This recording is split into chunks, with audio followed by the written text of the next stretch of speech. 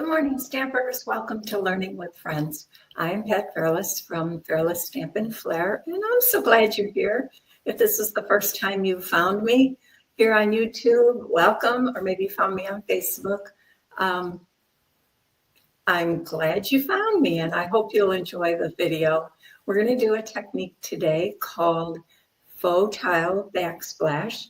And there's a few things you need for this particular technique. Obviously you need some cardstock and you need a couple different colors, and you're going to cut them into 1/2-inch strips, and we'll get into that a little bit more as I go through the making of the background. You need some clear embossing powder, a heat tool, Versamark, and then some adhesive. So you're going to want to have something like tear and tape for sure, and some liquid adhesive. So let's just go ahead and flip the camera down and get started.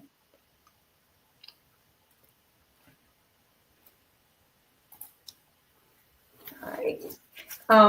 You also need a piece of backing cardstock for your technique. And what we're going to do is we are going to start with our tear and tape. And this is why you'll figure out as we go through this why we need tear and tape.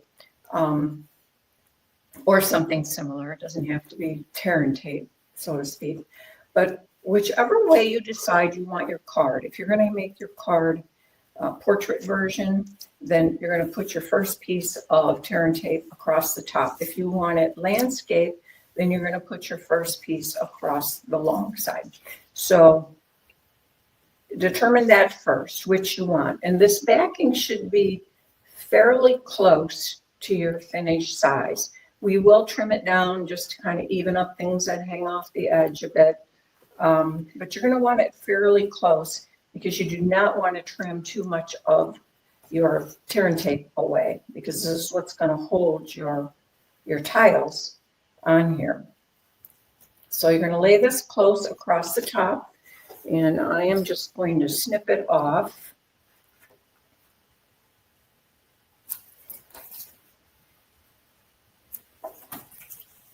And then we're going to cover all the perimeter. And you can do that in any order you want. It doesn't really matter. But you want to butt it up close to the edge and just run it down. You can work your way around. You can do both sides. I didn't find that it really mattered much. I kind of did the sides first. It seemed to work best for me, but I did it. I also tried one where I just worked my way around the perimeter, and that turned out fine too. So that's not critical, but you do want it all the way around, and you do want whatever orientation you want, a full piece on at least one side. Consider that the top of your technique. So let's just add our last piece down in here. And we'll snip it even with the other one. And that's it with tear and tape. Now, it's a good idea to take a bone folder and kind of burnish your tape on here to make sure that it's well adhered. I've got a little funny piece here I don't like. I'm going to see if I can get that off. Probably come off when I pull the backing off. So now the next step is you're going to pull the backing off only on your top edge. So the piece that goes all the way across, you're going to remove the backing from that piece and that piece only. Don't do them all, or you will have a challenge on your hands. So now I'm going to make kind of a little bit of a retro themed card. So I'm just going to use black and white strips, and your strips need to be a 1/2 inch wide. You could probably vary that if you wanted. I didn't play around with other sizes because I kind of liked how this looked, but I might in the future vary my width just a bit. And I'm going to start with the white at the top. So as you're cutting your cardstock, your strips, you want this to be a little bit longer than whatever your backing is. It just will make it easier. And then the other side, the back ones in my case, we're going to weave them in the horizontal direction. So again, you want those a little longer than your cardstock. So we're just going to start up here at the top, and I kind of found it easier for me to work horizontally. I'm going to line this top edge and this edge with this corner. And you want to make sure that this edge here gets straight, that these two edges get straight with your cardstock. Because we're gonna weave this, and we want it to be, if you get it crooked this way, you're gonna end up having to trim a lot more off, which is problematic. Like I said, if you have to trim too much off to square things up, then it can be difficult. And these are still loose. That's why we didn't pull this off. You don't want to pull that off. We're just going to line on the top, but you'll see I'm butting them right up next to each other.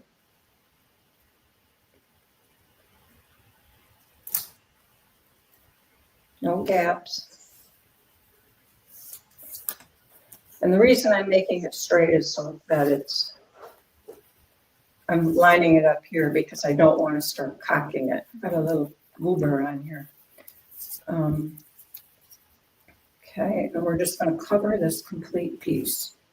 So hold that, put that up against it, make sure it's staying straight. Just kind of keep an eye on it. You'll have some ability to vary it a little bit. And I think I really need my reading glasses.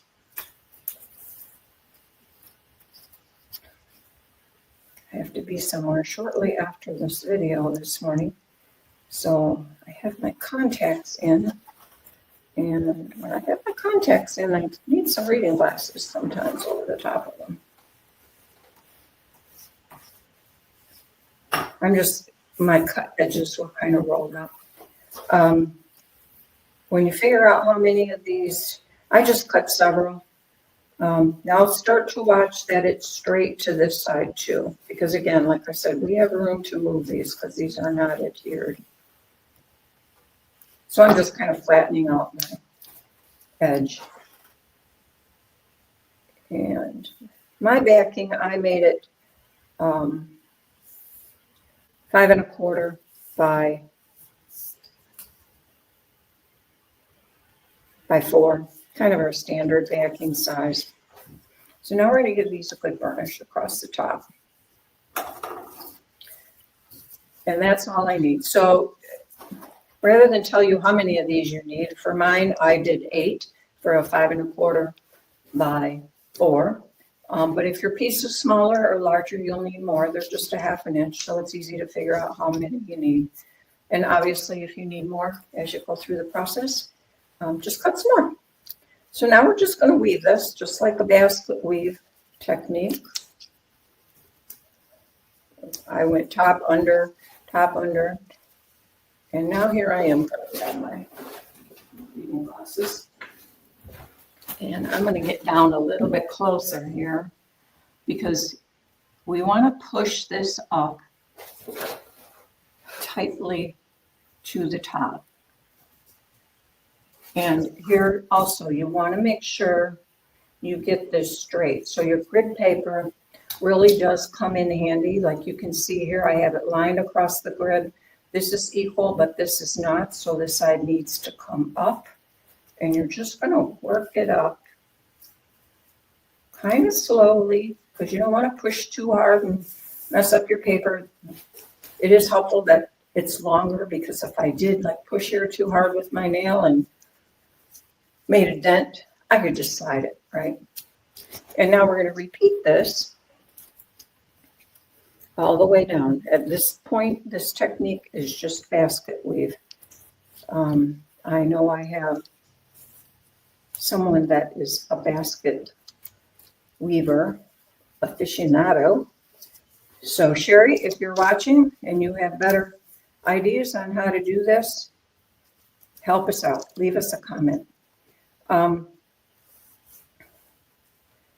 you do want to push this up because we want it to look like tiles. So we want these corners to be as tight as possible. And you kind of have to work sometimes back and forth a little bit. I did find it's easier to weave it down here where it's all loose than to try to weave it up here and then slide it up. So we're just going to keep doing this until we get this. Now you can, I don't know if you can see it, but I did push with my nail a little extra hard to get it up there. And it kind of made a dent in the cardstock, so I'll just slide it down.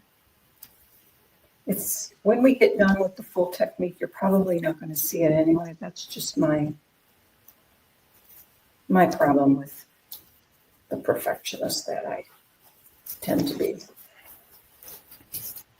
And again, you can see these are various lengths. We all have these skinny little scraps, right? I went to my scrap bag for the white. I didn't even have to cut in a piece of white at all. I have so many little white scraps. So I just used scraps, made sure they were longer than whatever length I needed, and I just cut them in 1/2 inch. But this is the most time-consuming part of this, is just getting it pushed up into there. And again, every once in a while, you kind of want to check to make sure it's straight. So I straight across here. Now is it straight here to the grid? And it is.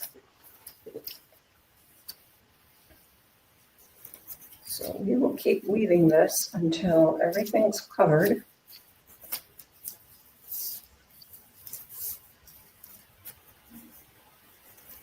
If you're watching the replay, go ahead and fast forward.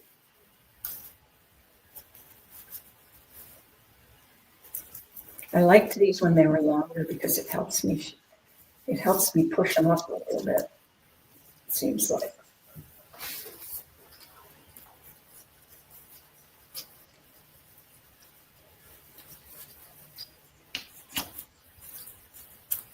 Can you guys believe it's already June? Wow.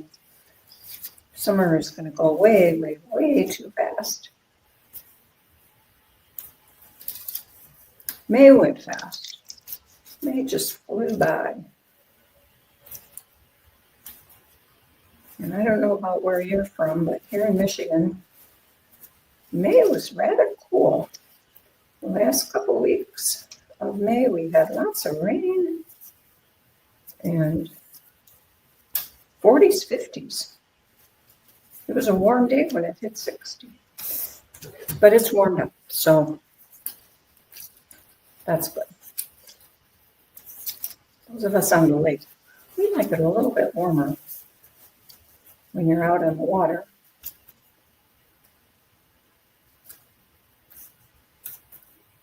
Okay, we're getting there. Sometimes you can hold one side in place and just rotate the other up. Whatever works best for you for basket weaving. We're almost there. The white strips are much longer than we need.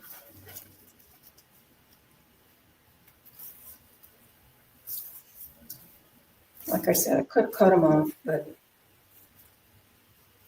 sometimes it's easier to weave when you got a little bit extra. I think I need one more piece because, like I said, it's easier when they're all nice and loose down here to get them out over, under, over, under.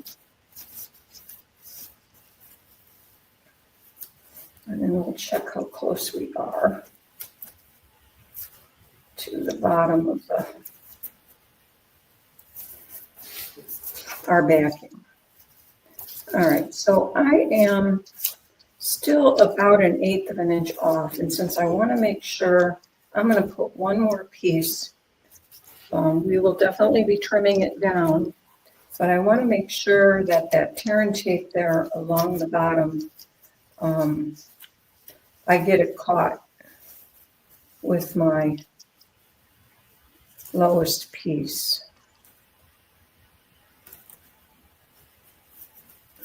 Okay. Oops, I messed up, didn't I? There we go. Get in a hurry.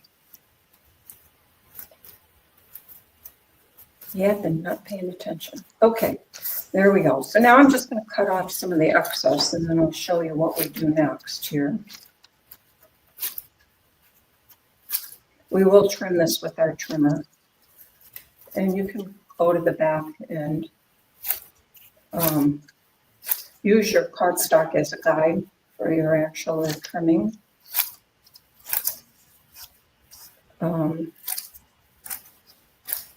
But before I do that, as you can see now, let me check and see if this is straight. Pretty good. It looks crooked because I cut it crooked, or I trimmed it crooked. But this whole piece is still loose, right? So what we want to do now is one side at a time, we're going to peel off our tear and tape. Doesn't matter which side you go with first. So now as I look on the back, it becomes important to make sure that this white piece here is aligned with the edge. It doesn't have to be right on the edge, but you don't want it to be cockeyed, okay? Otherwise your tiles won't look very square. And now let's go ahead and just pull off the other side. I kind of liked to do the sides first because that gave me a chance to look at the alignment on the back. And this one here, as I recall, was just slightly inside. So I'm just going to hold this up and I'm going to slide this in. Just snug it one last time to be just inside the edge of that. And I'm sure it's very difficult for you guys to see. Okay, this came out. I'm not sure. We probably could just get rid of this one because there's not much here on the bottom. Anyway, it'd probably make life easier for myself if I just got rid of it.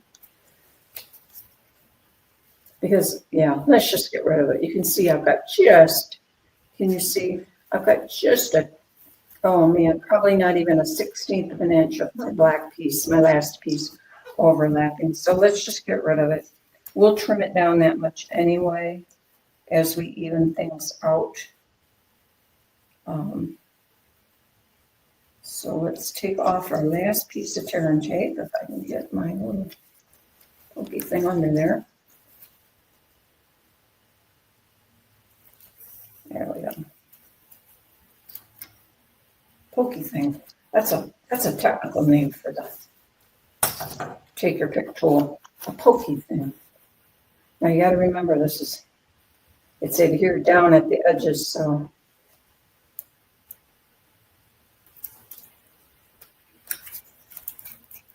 and just pull it out. Okay, now I want to make sure this is straight down here across the bottom. So you can see I've got, oh, maybe an 1/8 on this side. And so let's just snug this up down here. The bottom one is still a little loose, so let's push that up and get them about an 1/8 of an inch at the side. Okay, now that's held down. However, let's go ahead now that this is adhered on all 4 sides with the tear and tape, and let's just flip it over and cut this off equal to our card. I'm just following the backing piece along the edge. And we can come back and use a trimmer to even this out if we need to. I usually did.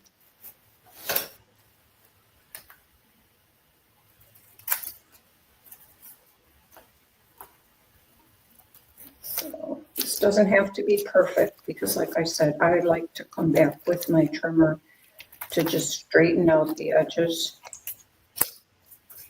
a bit. But it makes it easier if we don't have too much scrap hanging out over the edges. Let's get rid of these. We don't need that. I'll clean up my mess here just a bit.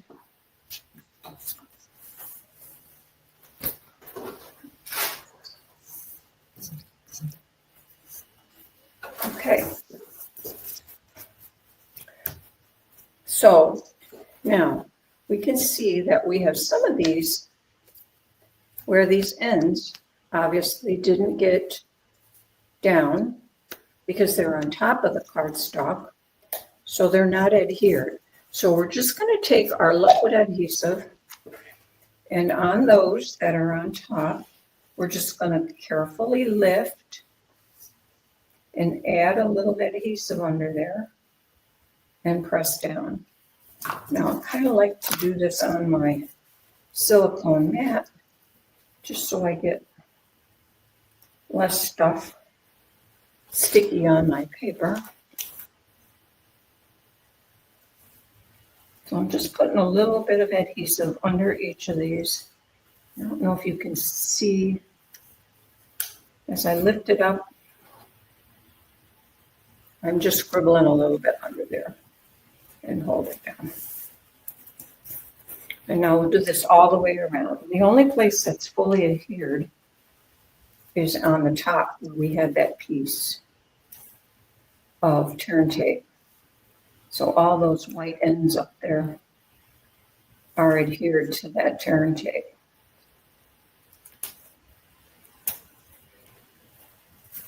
Okay, and the black ones over here are going to be loose.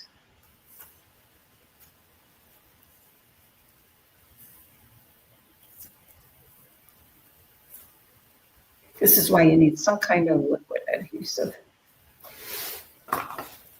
just to lift under there.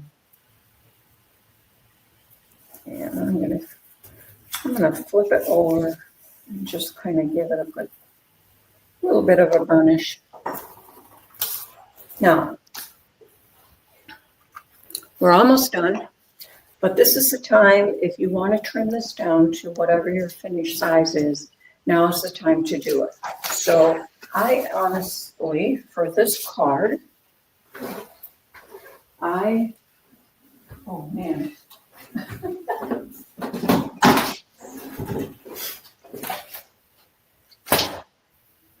We're going to try to do it with this. I typically use my larger wheel cutter because it goes through it a little bit better. Let's try it with this on one side and we'll give it a go. I want my finished size to be 5 by 3 3/4.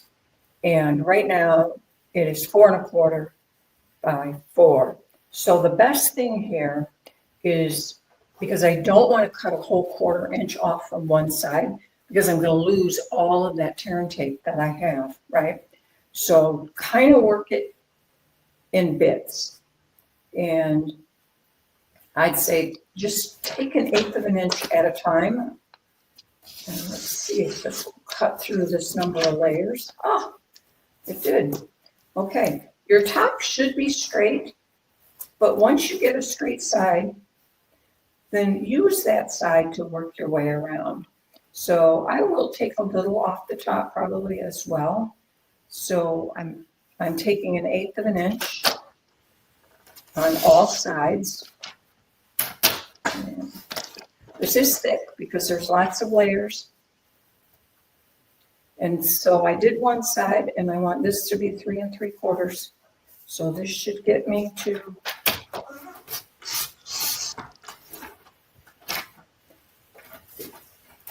3 3/4, and then here we'll go to 5. Over here is 5, and I'm just going to cut just that top strip a little bit. Now you will notice that this top strip, whatever color you put vertically, you're going to have a solid edge, but it still looks cool. Don't worry about it. It's fine.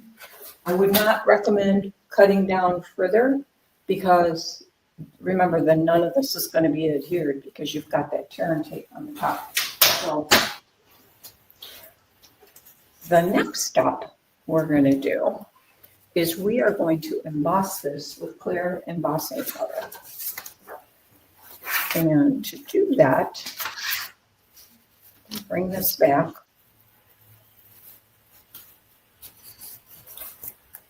I'm just going to take my first mark pad. I'm going to heat my heat tool up over here on the side a little bit. And I'm doing this. take your Versamark pad and use the direct-to-paper approach. You're just going to cover this very well. And we're going to do this 2 times because we want this to look nice and glossy, like high polished tile. And you're going to see on some of the cards that I show you, it actually, depending on the colors, it doesn't make much difference on the black and white. But in some of the colors really pop. And I just dumped a bunch on here to get this covered. And I'm going to tap it off. Put that aside. And I'm going to grab this. And we will set the clear embossing color. I think you're going to really like this card. I have 3 cards I'm going to show you. And I may be biased, but I think they all turned out pretty cool. The other ones I used some colors. Can you see how the black is just really starting to shine? Really makes it just pop. That's why I'm calling this one a little retro with the black and white tiles.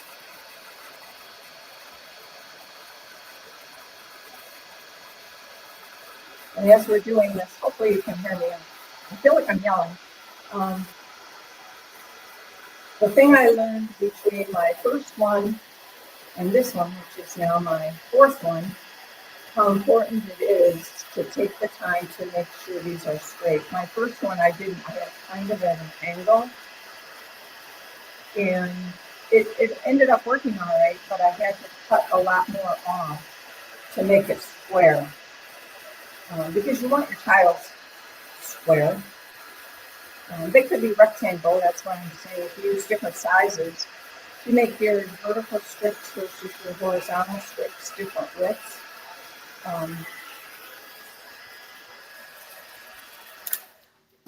You can make it more like, what do they call those tiles? The longer, skinny ones. You could do that. I'm just going to give this just a minute. Let it cool, and we're going to repeat. I'll bring this up close. I don't know. Maybe you can see it. It's a little bumpy, little grainy looking. It's fully covered, but if you put one more coat on it, it just makes it look smoother like tile would be. So, again, we'll cover this well with our Versamark. Should have put my thing down, my silicone sheet.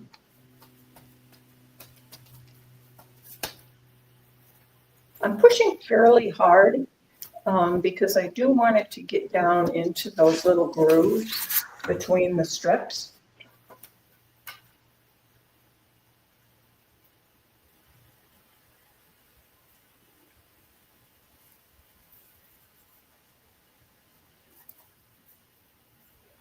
Okay, I should have emptied that first back in there. And I'll try it this way. Just want to get it covered everywhere.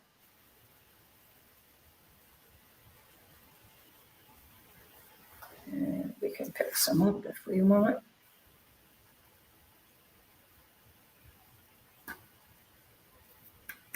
Okay. And now I have a lot on here.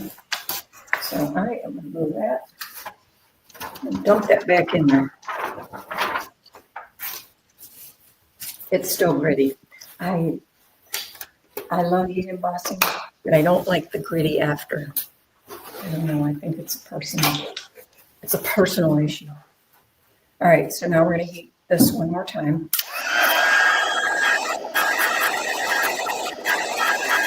And then I'll show you the card that I made with this particular black and white tile.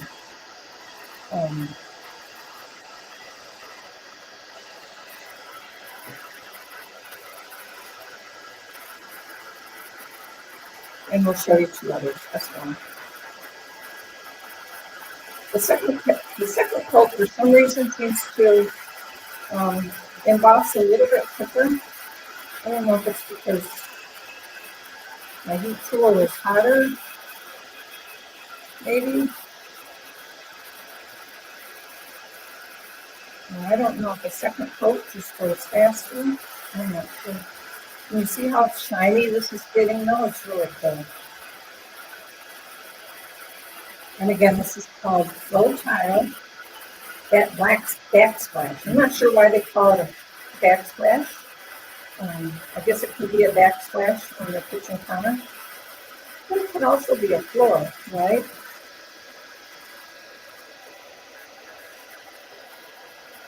I found this technique out on split coat stampers. If you're not familiar with split coat stampers, it is a very old website. It's been around forever. Well, I don't know about forever, but as long as I've been stamping, it's been around. I'm going to hit this just up here a little bit. And they have lots and lots of techniques out there.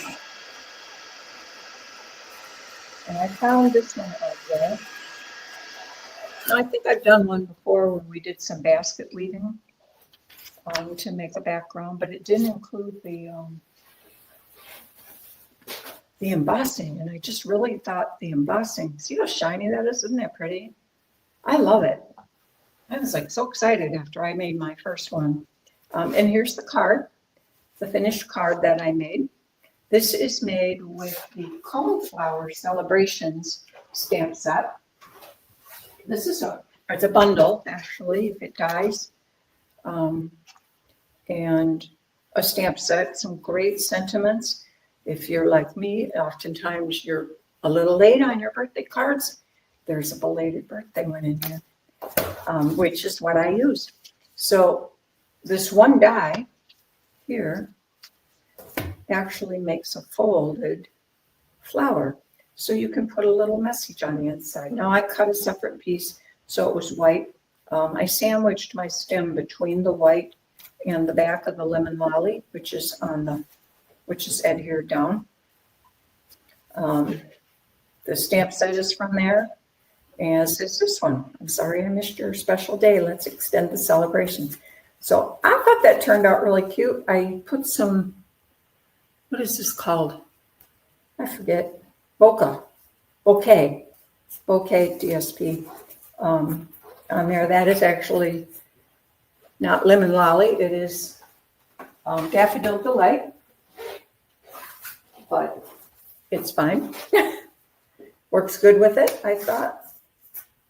Here's my next card. The colors on here are Summer Splash and Smoky Slate. And here you can see where this embossing on here, really, it darkened the Smoky Slate.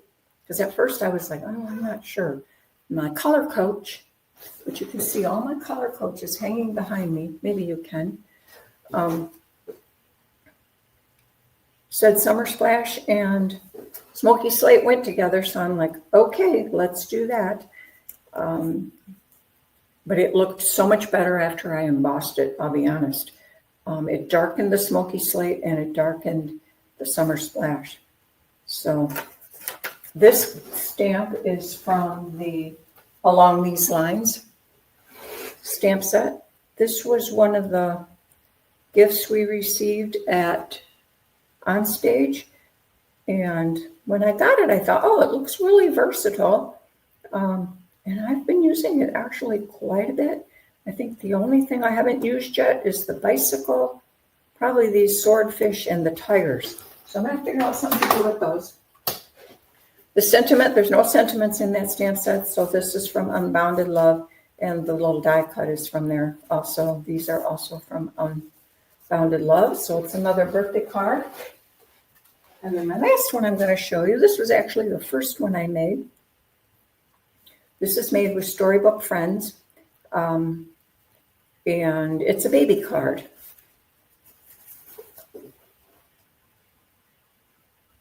Thank you. Now, this one, if I hold this up close, can you see the speckles on this is also Lemon Lolly and Soft Seafoam. 'Foam.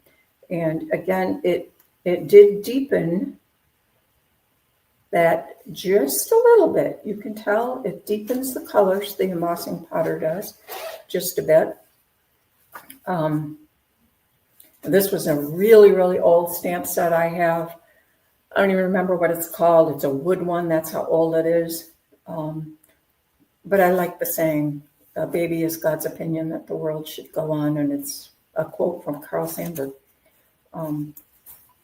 So this little bunny is stamped, and then I just colored him with crumb cake and gave him a bow tie in lemon lolly and colored his ears a little bit petal pink.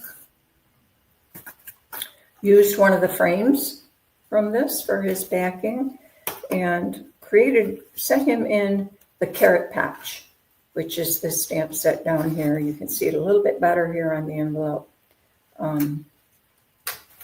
So those are my 3 cards. I hope you like that technique. I hope you give it a try. That's always, when somebody gives me a comment that says, "Oh, I'm going to try that," that makes my day.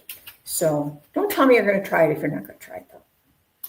You can. I'm just kidding. All right, so let's flip the camera back over to me and wrap this up. I'm glad you're watching. Again, if you are new, welcome. I'm really glad you're here. And I do a video every Thursday. It posts at 10 a.m. Most of them are pre-recorded. That way it works better with my schedule and I don't have to be here at 10 a.m. on Thursdays if I have something else going on. So welcome. Glad you're here. Hope you enjoyed it. If you'd give me a thumbs up, that'd be great. Share the video with your friends. It's so much more fun to learn together than to struggle and figure things out by ourselves. So have a great day. God bless. And we will see you next week with something else.